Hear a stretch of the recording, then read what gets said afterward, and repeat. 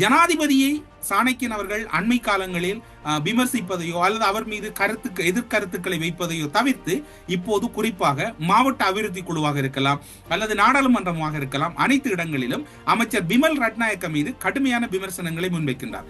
ஆனால் தேசிய மக்கள் சக்தி அல்லது ஜேவிபி உள்ளக தகவல் ஒன்று வெளியாகின்றது.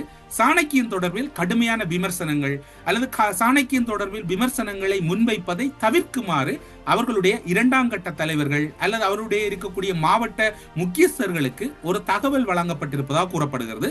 அதனை அந்த கட்சி உத்தியோகபூர்வமாக அறிவிக்காவிட்டாலும் அவருடைய உள்ளக தகவல்கள் எப்படி இருக்கின்றன, சாணக்கியன் மீது கடந்த காலங்கள் போல் விமர்சனம் வைக்க வேண்டாம் என்று அனுர தரப்பால் ஒரு கோரிக்கை முன்வைக்கப்பட்டிருப்பதாக கூறப்படுகிறது. அதனுடைய பின்னணி என்னவென்று தெரியாது.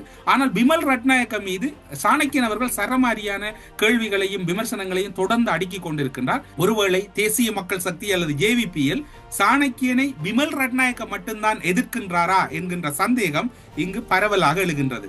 சாணக்கியனை எதிர்ப்பது கடந்த காலங்களில் பிமல் ரட்நாயக்கவாக இருந்தாலும் இப்போது அந்த கட்சி அதிலிருந்து சற்று பின்வாங்கி விட்டதாக எண்ணுகிறார்கள் மக்கள். இவை இப்படி இருக்கின்ற போது இது எங்கு ஆரம்பிக்கிறது என்றால், அனுர சுமந்திரன் நட்பு நீண்ட நாட்களாக இருக்கின்றது. அந்த நட்பின் பலனாகத்தான் இந்த விடயம் ஏற்பட்டதா என்கின்ற கேள்வியை அரசியல் விமர்சகர்கள் முன்வைக்கின்றார்கள். இது அனைத்துமே சாணக்கியன் மீது தேசிய மக்கள் சக்தியில் இருக்கக்கூடிய அமைச்சர் பிமல் ரட்நாயக்க கடந்த காலங்களில் நாடாளுமன்றத்துக்கு உள்ளும் வெளியிலும் வைத்த கடுமையான விமர்சனம். அந்த கட்சியினுடைய மட்டக்களப்பு மாவட்ட முக்கியஸ்தர்கள் கூட கடுமையான விமர்சனங்களை கடந்த காலங்களில் அடுக்கிய சூழ்நிலையில் இப்போது அனைத்துமே சற்று வெறுமை அடைந்திருக்கின்றது. கடந்த வாரத்துக்கு முந்தைய வாரம் சாணக்கியனுக்கு எதிரான முறைப்பாடு வழங்கிய ஒரு நபரை லஞ்ச ஊழல் ஆணைக்குழுவினர் அழைத்திருக்கின்றார்கள். அவரும் கூட ஒரு சலிப்படைந்த நிலையில் மட்டக்களப்புக்கு வந்திருக்கின்றார். கடந்த காலங்களில் மிகவும் ஆர்வத்தோடு விசாரணை செய்த அதிகாரிகள் இப்போது அந்த விடயங்களில் ஒரு வேண்டா வெறுப்பு தன்மையோடு இருப்பதாக கூறப்படுகிறது. அவரிடம் இருக்கக்கூடிய சந்தேகம் என்னவென்று சொன்னால், அவர்களிடம் பலர் அந்த விசாரணைகளில் இருக்கின்றார்கள்.